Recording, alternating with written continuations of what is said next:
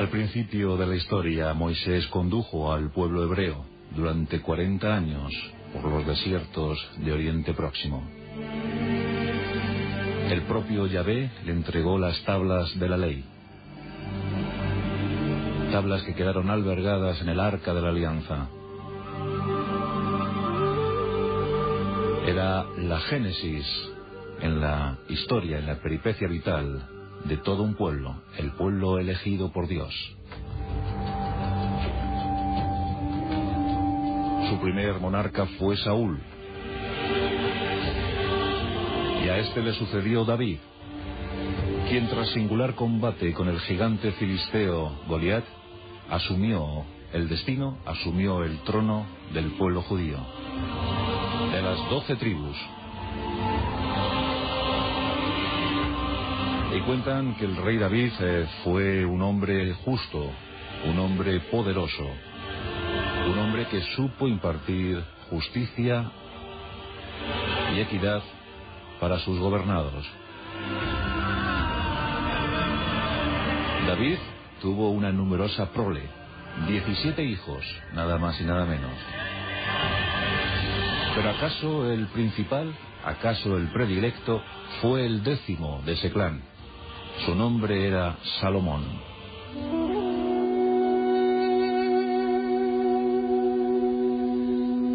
Según cuenta la historia más tradicional de los judíos, el rey David quedó prendado por la hermosura de una joven que se bañaba en un estanque cercano al palacio.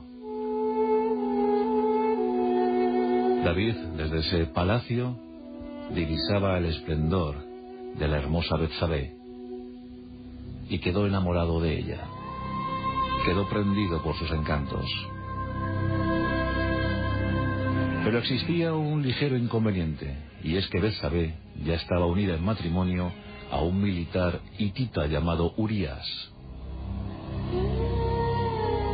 Este guerrero, este poderoso guerrero, era mercenario en el ejército judío.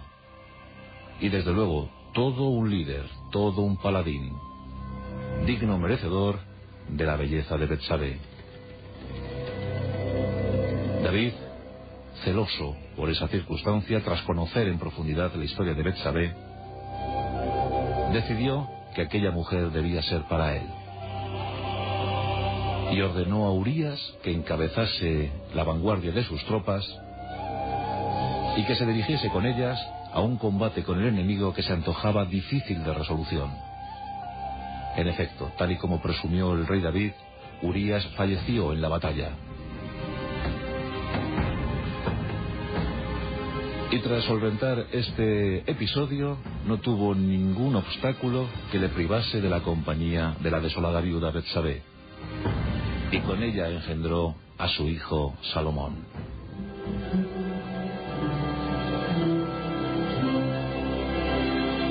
Pasaron los años en aquel inicio del siglo X antes de Cristo. Se supone que Salomón vino al mundo alrededor del año 1000 antes de Cristo. Y poco a poco todos se fueron convenciendo, incluido el profeta Natán, que aquel niño era el elegido para conducir a los judíos a un puerto más que glorioso.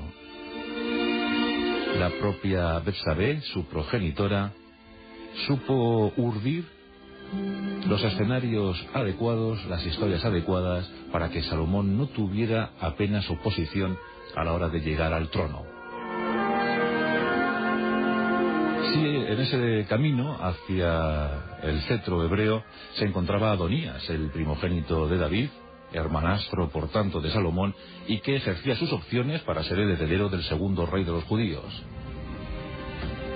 Tras una suerte de disputas, de enfrentamientos, de conspiraciones, Salomón acabó con la vida de su hermanastro y de los afines, de los allegados a este, de los militares que secundaban lo que pudo ser, lo que bien pudo ser, un intento de golpe de Estado. Por tanto, una vez despejado ese sendero, en 971, hacia 971 a.C., sin haber cumplido los 30 años, Salomón sucedía a su padre David.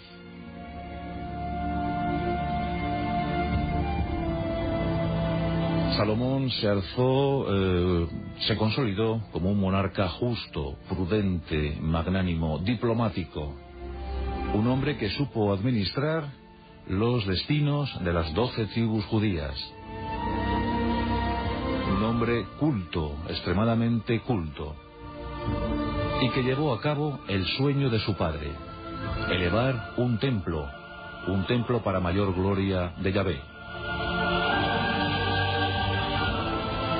A los 3 años de asumir el trono judío, dispuso todo para que los mejores arquitectos de la zona, los mejores constructores, los mejores albañiles, incluso traídos desde el extranjero, se empeñaran en la gozosa tarea de elevar un templo en homenaje a Yahvé y siempre con el recuerdo de David. Se eligió el monte Moria. Los judíos pensaban que el monte Moria era el epicentro religioso del planeta, el lugar más cercano a la divinidad. Desde allí, desde ese singular monte, elevarían sus rezos para entrar en contacto con Yahvé. Un Dios que, por otra parte, se sabía muy poco de él. Sí que se cuenta que tan solo Salomón sabía el nombre verdadero de Yahvé, el Sem Semaforat, y que esa clave, ese criptograma, quedó encerrado en la famosa tabla, en la famosa mesa de Salomón.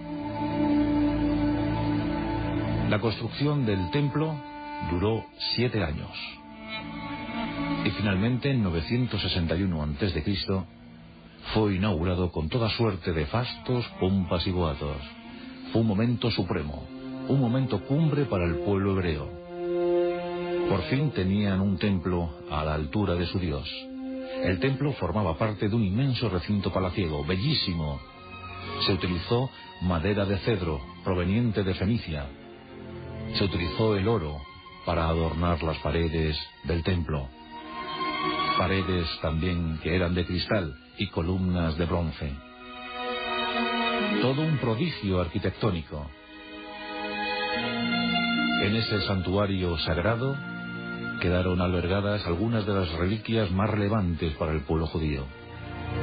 Ahí estaba el Arca de la Alianza, contenedora de las tablas de Moisés. Ahí estaba el mar de bronce, donde dicen que Salomón podía ver el futuro. Ahí estaba una inmensa pila capaz de contener 30.000 litros de agua y que quedaba bien asentada sobre los lomos de 12 toros. Y por supuesto la enigmática mesa de Salomón, encerrando el verdadero nombre de Yahvé. El Menorat, el famoso candelabro de 7 brazos. Todo esto y mucho más se encontraba en el templo que Salomón elevó en homenaje no solo de Dios, sino también de su padre. Ocurre que la construcción, hacer en realidad el sueño de Salomón, supuso un enorme gasto. Las arcas del Estado judío quedaron ciertamente exiguas, muy esquilmadas. Y es que Salomón no solo se dedicó a levantar este templo, sino también a fortificar las numerosas ciudades judías, a mejorar el ejército. Creó todo un ejército profesional con unidades de carros, una novedad para la época y sobre todo para aquella milicia tan heterodoxa. Por tanto, ese tributo, ese dinero, tuvo que salir de las diferentes tribus, porque Salomón organizó su estado en 12 áreas administrativas. 12 áreas administrativas que delimitaban su territorio de actuación, su zona de influencia en base a los cultivos, gracias a los cultivos o las zonas acuíferas que poseían. Pero ya por entonces la población comenzó a quejarse de los excesivos tributos, los grandes impuestos que debían aportar a la mejora del Estado. Un Estado que crecía en cuanto a intelectualidad, en cuanto a prosperidad y mucha fama. porque Salomón fue un rey muy famoso en su tiempo. Se benefició, claro está, de las fuertes disputas, de las grandes disensiones internas que se vivían en los imperios de la época. El persa, el egipcio y otros tantos maravillosos. Pero fue, como digo, gran diplomático, porque incluso si era cuestión de Estado, pues se casaba con tal o cual personaje. En el caso de Egipto, por ejemplo, se casó con la hija favorita de Siamón, el faraón de la 21ª dinastía. Un hecho novedoso, no era costumbre que la hija de un faraón se casase con extranjero alguno, pero en este caso, dada la importancia o relevancia de Salomón, sí se concedió este matrimonio. También no podemos olvidar la famosísima, la celebérrima relación sentimental que Salomón tuvo con Maqueda, la enigmática, la ensoñadora reina de Saba. Una mujer bellísima, supuestamente etíope, que gozaba no solo de gran riqueza, sino de enorme popularidad. Se dice que Salomón viajó a Saba y que Maqueda le devolvió la visita. Y de ese amor, de esa pasión, nació Menelik. Menelik, muchos han hablado sobre Menelik. Hay quien dice que robó el Arca de la Alianza y que la transportó a su tierra natal etíope y que desde entonces mora allí, custodiada por monjes herméticos, monjes conocedores del secreto más profundo de nuestra historia de civilización. Pues Menelik fue el primer Negus, esto es, el primer gobernante, el primer mandatario de la dinastía abisinia. Todos os acordáis de Haile Selassie, ¿verdad? Pues Menelik fue el primero de los Negus. Por tanto, debemos decir, hay quien afirma que Etiopía es el estado más antiguo del planeta Tierra.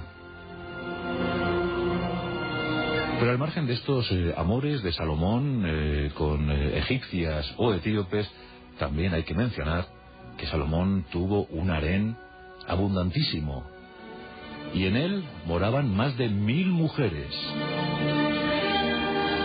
1000 féminas provenientes de cualquier parte, de cualquier territorio, por ignoto, por extraño que éste fuese. Y también se cuenta que esto fue motivo de desgracia para los hebreos, porque dichas mujeres trajeron sus particulares religiones. Y Salomón fue tolerante con esos cultos, lo que minó de alguna manera la espiritualidad de los hebreos. Pero abundantísima prole, muchos hijos, de los que un primogénito, Roboán, sería el cuarto rey para los judíos. El templo, el maravilloso templo, fue levantado y, como digo, inaugurado en 961. Ya sabéis que tuvo una historia tremenda. En 586 a.C., las tropas del rey babilonio Nabucodonosor arrasaron el templo hasta sus cimientos.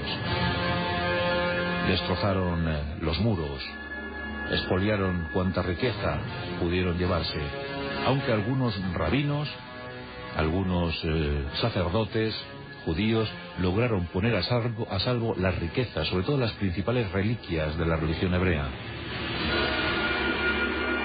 Siglos más tarde se pudo levantar un segundo templo, pero corrió suerte parecida al primero. En el año 70 después de Cristo, las legiones romanas entraban a sangre y fuego en Israel. Tito, el hijo del emperador romano Vespasiano, sacrificó este templo. Lo destruyó también hasta sus cimientos, y en este caso nadie pudo evitar que alguna de esas reliquias fuera llevada a la mismísima Roma, a la ciudad eterna. Se cuenta que entre esa valija tan valiosa iba la mesa de Salomón, iba el menorat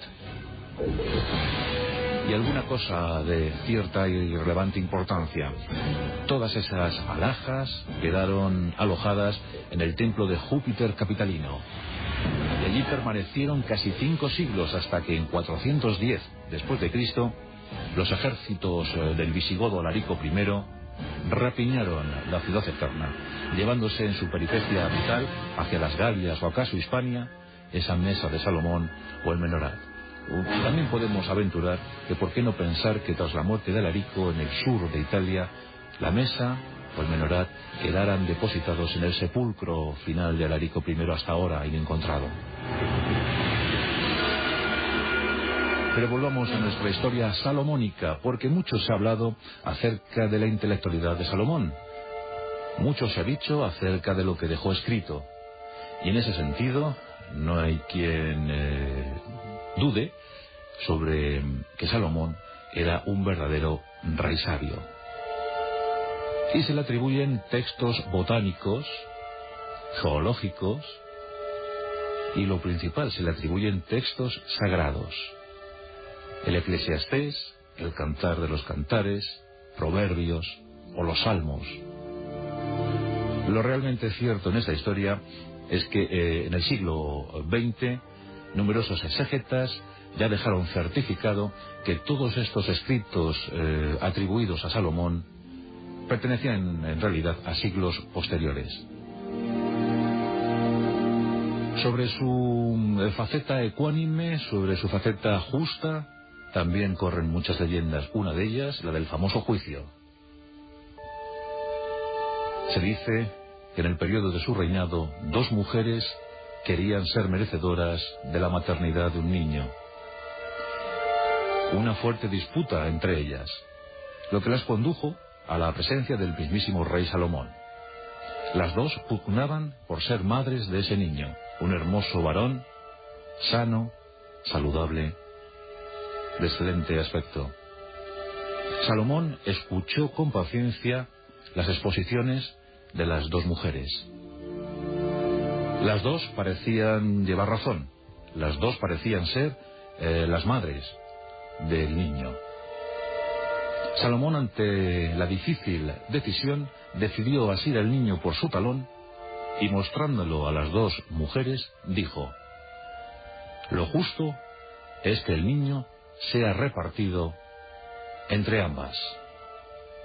Y dicho esto, cogió su espada con la intención de cortar por la mitad el cuerpo del bebé, para darle cada una de las mitades a las 2 litigantes. Se cuenta que una de las mujeres rompió a llorar, y en medio de esos sollozos le dijo a su rey que no quería, bajo ningún concepto, que sesgase la vida del pequeño y que se lo cediese a la otra mujer, que ella aceptaba renunciar a ese niño, pero que no quería verle muerto. La otra mujer, en cambio, sonrió y aceptó el regalo, aceptó recibir el niño. Salomón se quedó mirándolas y, tras unos segundos de meditación, optó por darle el niño a la mujer que había iniciado su llanto, a la mujer que había aceptado el sacrificio de perder al niño solo para que no muriera. Sin duda alguna, tú debes ser la madre cuando quieres que tu hijo no fallezca.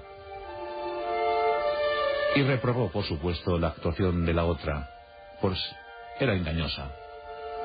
Cualquier madre renuncia a su hijo con tal de no verle muerto. Y esta pequeña historia trascendió los siglos, y desde luego, cuando se habla del rey Salomón, todo el mundo se acuerda de ese episodio, aquel juicio salomónico, que ha marcado el carácter incluso del poder judicial. Muchos hablan siempre de la justicia de Salomón, la justicia equitativa de Salomón. Falleció en 922 a.C., cediendo el testigo del trono a su hijo Roboam el cuarto rey de los hebreos. Pero aquí se produjo un hecho lamentable. Él, que había mejorado tanto la situación de su país, de su estado, él que había negociado con Egipto, con Etiopía, con la propia Fenicia, cuyo representante máximo, Irán I, había proporcionado naves y madera de cedro a Salomón para sus propósitos arquitectónicos y empresariales, pues él había, como digo, esquilmado esas arcas del Estado.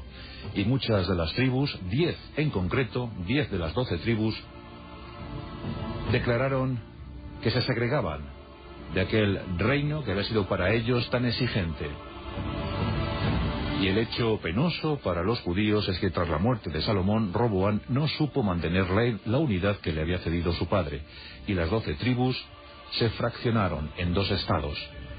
Nació el reino de Judá, y también nació el nuevo reino de Israel.